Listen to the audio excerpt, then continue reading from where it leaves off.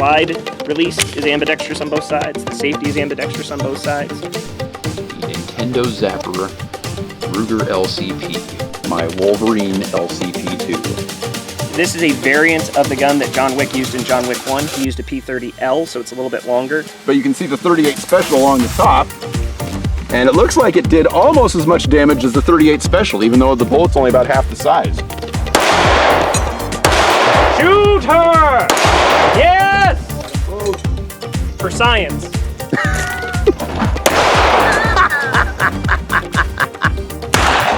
Oh!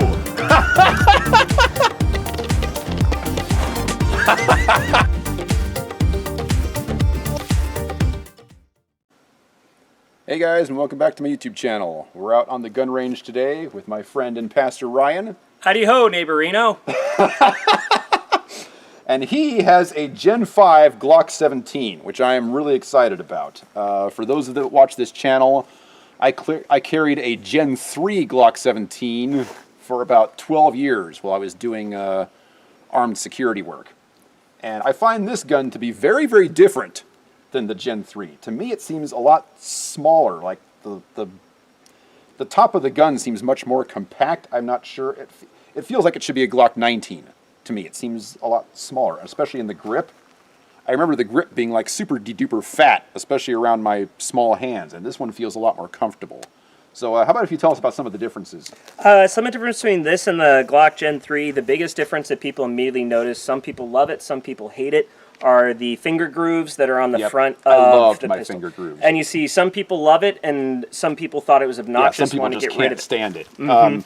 I think I am in the minority on that because the majority of Glock's new guns do not have... They actually got rid of it altogether. Yeah, that's kind of what I figured. So the funny thing is they're still pumping out Gen 3s. So if you want a Gen 3 brand new with you can, but the new generation doesn't have it. It does have the relatively, this is the one improvement I made on this gun, I was not a fan of the white dot with the white U in the back, so I did put a fiber optic front sight on it, which has been really helpful for my accuracy. Yeah, which is fantastic. They did bevel the nose on this a little bit on the front. They added front slide serrations. I don't remember if that was on the 3 or not. I'm pretty sure front serrations are standard on Glocks. I could be wrong on that. Well, I know the earlier generations didn't have them. They came later. But other than that, I mean, it's also got the rail here for lights, lasers, has an accessory rail. And they did flatten right here and add just a little bit of checkering for putting your first finger on the front to get a good grip. It also seems like racking the slide is way easier. I mean, maybe I'm just stronger than I was back then, I don't know, but it feels way easier than the Gen 3. Well, and they changed the guide rod assembly between, I think it was between the Gen 3 and the Gen 5. The guide rod assembly is now a single-piece, two-part assembly, which I think makes it easier to rack, and it makes it run a little bit smoother. Now, for the record... and it does have everything else about its signature Glock, right? I mean, you shoot one Glock, you shoot them all. Yeah, that's what I like about it. It has the blade safety on the trigger and no external safety. Ambidextrous on the slide stop, which is kind of nice. Oh, really? Yeah. Huh, I haven't seen that before. That's become standard on Glocks now. It's ambidextrous. Wow. So left-handed shooters or right-handed shooters can operate full battery of arms. And you can, as you can see from this insert, you can actually remove the magazine release, flip it over to the other side, and shoot it lefty. Yeah, I've done that to a couple guns. So anyway, other than that, I mean, it's a Glock. Just on my opinion on this, the grip on this seems more narrow. On my 17, my Gen 3 17 that I carried for so long, I felt like I had a really hard time getting my small hands around the big fat handle. This one is still pretty big. I mean, it's obviously a standard double stack, but it seems easier for me to grab it here than in my previous weapon. I could be wrong on that. Correct me if I'm wrong, but I don't remember, did the Glock Gen 3 on the 17 have the removable side panels? No. So this is this is modular. You can put a different backstrap on it, side panels, that kind of thing, to make it fatter or thinner. You want to cut the film real quick and turn off your alarm? Okay, we're back on. The weird thing is that this gun has an ability to attract the sound of electronic cats. I don't know if you noticed that, but anytime you bring it out, meow, meow, meow, meow, meow, it happens every time. No. For people who want to be stealthy, that could really be a problem. It could be a real problem.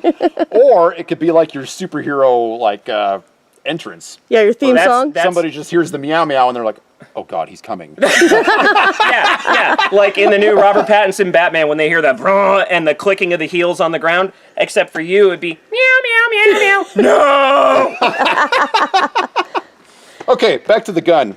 So you're saying the back strap on this one is interchangeable? How many back straps does it come with? If you notice this groove right here, that's where you can click the other back straps on. You push this pin out, and you push a pin back in to hold it. Okay, so at this point it has no back strap on Correct. it, but you can add one. That's where I found it most comfortable. It has 3 back straps. That's got to be the difference then. It has 3 back straps. Okay. Did you get that on video, dear? The little groove right here? There's a groove, and then this pin you push out with a punch, and then when you put in the slide stop, it clicks into place, and then that holds it. Mm-hmm. That's pretty cool. They want So yeah, the fact that that is missing is probably what allows me to get the better grip on it. It still feels a little chunky right here because I'm used to a single stack gun. Right. But it feels way more manageable than my previous 17. And the thing that Glock is trying to do is they're trying to make their guns more modular, right? So that each consumer can have it fit in the hand the way they want.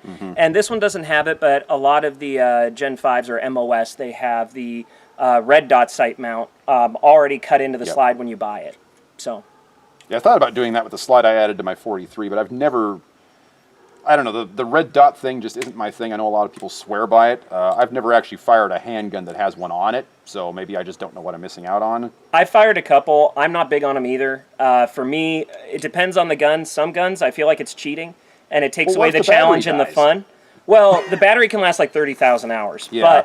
But the other thing is it does take some adjustment, and if your form is right and everything, you're going to hit the target. So Yeah. for me, it was just I had a friend who had a Canic competition gun, and he put a red dot on the top. And from where we're standing to the target over there, he could put like a stick in the ground and shoot it in half. Yep. Like every time. But It was crazy. if your handshake or anything like that, it comes back to form. So My concern was always about the battery. It's like, what if the one time you need it, you pull it out and the battery's dead? the bigger issue I found with them, because I do currently have a red dot on a 22 revolver that I own, that I was actually planning to take squirrel hunting, which is why I got a red dot. The red dot on that one, I haven't found the battery being a problem. The thing that I found being a problem is the glass fogging up. That has been a huge issue shooting that gun, especially in Oregon where it gets foggy. Especially at this range, a few shots causes the water vapor to cling right to it. Yeah, it's very humid in Oregon. Yep, I like my so sights. I mean, that. I will fiddle around with my sights all day long because I like my tritium, and I generally have a different colored one on the front, so it's easier to zoom in on. But that's pretty much where it stops for me. So theoretically speaking, I should be very good at shooting this gun because I fired so many rounds through my previous 17.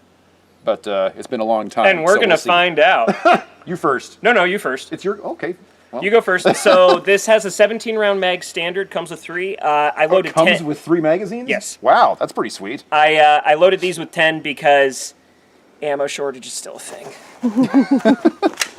All right, here we go. Oh, geez, racking that thing is so nice.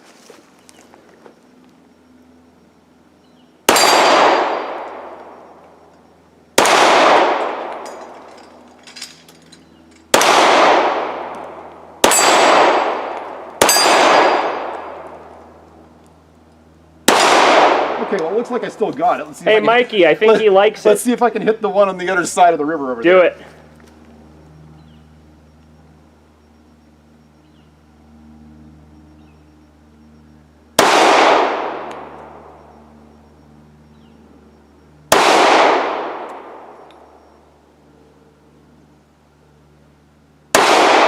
Low left.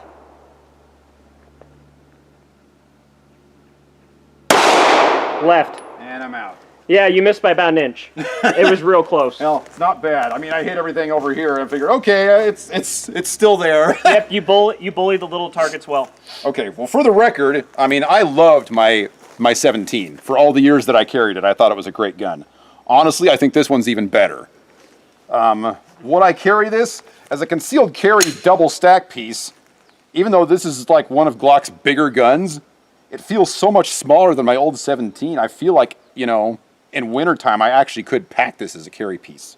And I like it a lot.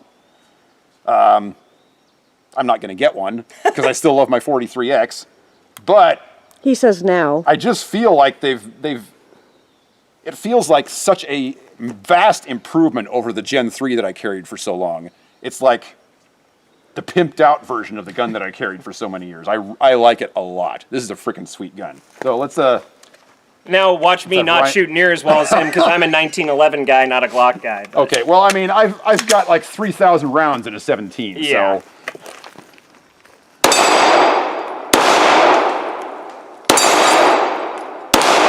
nice.